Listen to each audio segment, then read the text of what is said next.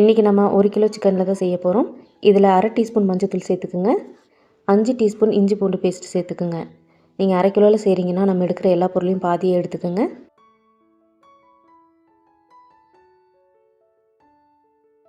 இந்த சிக்கனுக்கு தேவையான அளவு உப்பு சேர்த்துக்குங்க. உப்பு ரொம்ப அதிகமாக சேர்த்திட வேணாம். இப்போ இது எல்லாத்தையுமே நல்லா கலந்து விடுங்க.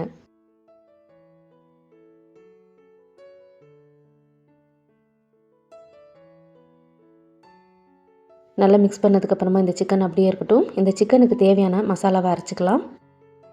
இந்த மசாலாவை நம்ம வறுக்க தேவையில்லை, நம்ம டைரெக்டாக அரைக்க போகிறோம். ஒரு மிக்ஸி ஜாரில் 8 வரமிளகா நான் எடுத்திருக்கேன். உங்களுக்கு காரம் எவ்வளோ வேணுமோ நீங்கள் அதுக்கு தகுந்த மாதிரி எடுத்துக்கோங்க. இது கூட 2 டேபிள் ஸ்பூன் மல்லி விதை சேர்த்துக்குங்க. 1 டேபிள் ஸ்பூன் மிளகு சேர்த்துக்குங்க. 1 டேபிள் ஸ்பூன் ஜீரகம், 1 டீஸ்பூன் சோம்பு சேர்த்துக்குங்க. சோம்பு அதிகமாக சேர்க்கக்கூடாது. இது கூட 5 ஏலக்காய் சேர்த்துக்குங்க. இப்போ இந்த மசாலாவை நல்லா பவுடராக அரைச்சிட்டு வந்துடுங்க. தண்ணி சேர்க்கக்கூடாது. இப்போ பாருங்கள், மசாலாவை நம்ம இந்த அளவுக்கு அரைச்சிருக்கணும்.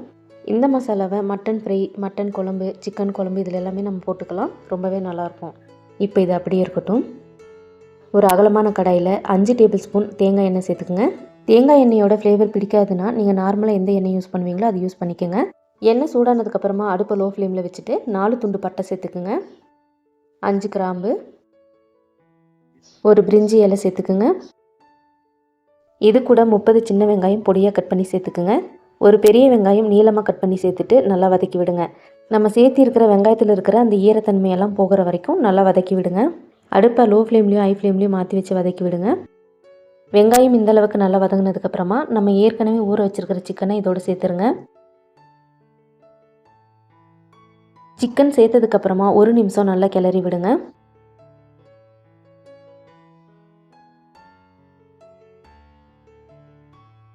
ஒரு சின்ன தக்காளியை பொடியாக கட் பண்ணி சேர்த்துக்குங்க. தக்காளி ரொம்ப அதிகமாக சேர்க்கக்கூடாது. தக்காளி சேர்த்ததுக்கப்புறமா நல்லா கிளறி விடுங்க. நல்லா கலந்து விட்டதுக்கப்புறமா மீடியம் ஃப்ளேமில் மூடி வச்சுட்டு 2 நிமிஷம் நல்லா வேக விடுங்க. இந்த சிக்கன் நல்லா வெந்து அதில் இருக்க தண்ணியெல்லாம் வெளியில் வரணும். இப்போ பாருங்கள், 2 நிமிஷத்துக்கு அப்புறமா தண்ணி எவ்வளோ வந்திருக்குன்னு. நம்ம இதில் எக்ஸ்ட்ராவாக தண்ணி சேர்த்து தேவையில்லை. இந்த தண்ணியிலே சிக்கன் நல்லாவே வெந்துடும். உங்களுக்கு தேவைப்பட்டால் கொஞ்சமாக தண்ணி சேர்த்துக்குங்க. இப்போ இந்த சிக்கனை நல்லா மிக்ஸ் பண்ணி விடுங்க.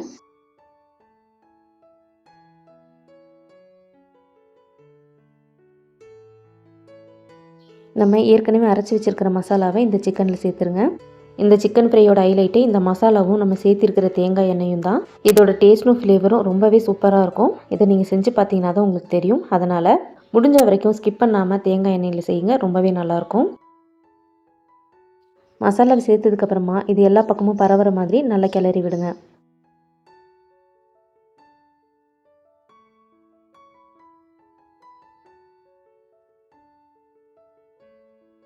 நல்லா கலந்து விட்டதுக்கப்புறமா மீடியம் ஃப்ளேமில் மூடி வச்சுட்டு நல்லா ஒரு கொதி வர வரைக்கும் அப்படியே வச்சுருங்க.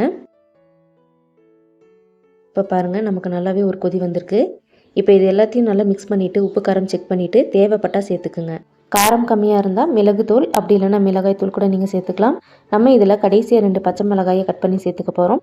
அதனால் பார்த்துட்டு சேர்த்துக்குங்க.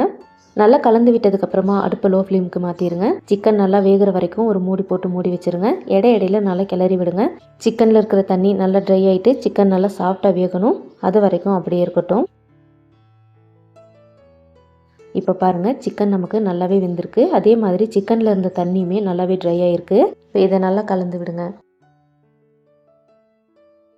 கடைசியாக இதில் ஒரு கொத்து கருவேப்பிலை சேர்த்துக்குங்க. 2 பச்சை மிளகாயை கட் பண்ணி சேர்த்துக்குங்க. இது கூட கொஞ்சமாக கொத்தமல்லி இலையை கட் பண்ணி சேர்த்துக்குங்க. பச்சை மிளகாய் உங்களுக்கு தேவைப்பட்டால் சேர்த்துக்கலாம், அப்படி இல்லைன்னா ஸ்கிப் பண்ணிவிடுங்க. மீடியம் சைஸில் பாதி லெமனுடைய ஜூஸை இதில் சேர்த்துருங்க. உங்களுக்கு ரொம்ப புளிப்பு வேண்டானா கொஞ்சமாக சேர்த்திங்கன்னா போதும். லெமன் ஜூஸ் வேண்டானா கூட நீங்கள் ஸ்கிப் பண்ணிடலாம். நான் 2 டேபிள் ஸ்பூன் அளவுக்கு தான் லெமன் ஜூஸ் சேர்த்துருக்கேன். எல்லாம் சேர்த்ததுக்கப்புறமா அடுப்பு ஹை ஃப்ளேமில் வச்சுட்டு நல்லா கிளறி விடுங்க. ரொம்ப நேரம் வேக வைக்கணும்னு அவசியம் இல்லை. நம்ம சேர்த்திருக்கிற எல்லா பொருளும் நல்லா மிக்ஸ் ஆனால் போதும். அவ்வளோதான். இப்போ நமக்கு சிக்கன் ஃப்ரை ரெடி ஆயிடுச்சு. இது நல்ல சூடான சாதத்தோடு பிசைஞ்சு சாப்பிட்றதுக்கும் நல்லாயிருக்கும். அப்படி இல்லைனா சாம்பார் சாதம், ரச சாதம், அதே மாதிரி எல்லா வகையான வெரைட்டி ரைஸ் கூட சைட் டிஷ்ஷாக வச்சு சாப்பிடும்போது அட்டகாசமாக இருக்கும். சிக்கன் வாங்கினா கண்டிப்பாக இந்த மாதிரி ஒரு தடவை ட்ரை பண்ணி பாருங்கள். இனி எப்போ சிக்கன் வாங்கினாலும் இது மாதிரி தான் செய்வீங்க. அந்த அளவுக்கு டேஸ்ட் அட்டகாசமாக இருக்கும். நான் சொல்கிறத விட நீங்களே வீட்டில் ட்ரை பண்ணி பாருங்கள். ட்ரை பண்ணி பார்த்துட்டு எப்படி இருக்குன்னு கமெண்ட்ஸில் சொல்லுங்கள். மறக்காமல் உங்கள் ஃப்ரெண்ட்ஸ் அண்ட் ஃபேமிலிக்கும் ஷேர் பண்ணிவிடுங்க. நம்ம சேனலை சப்ஸ்கிரைப் பண்ணாதவங்க சப்ஸ்கிரைப் பண்ணிக்கோங்க. பக்கத்தில் இருக்க பெல் ஐக்கானையும் கிளிக் பண்ணிவிடுங்க. இந்த ரெசிப்பியில் வர ஒவ்வொரு பொருளோட அளவையும் நான் டிஸ்கிரிப்ஷனில் கொடுக்குறேன். மறக்காமல் செக் பண்ணி பாருங்கள். இவ்வளோ நேரம் நம்ம வீடியோவை பார்த்ததுக்கு ரொம்ப நன்றி. இன்னொரு சூப்பரான இன்ட்ரெஸ்டிங்கான ரெசிபியோடு வர வரைக்கும் பாய்.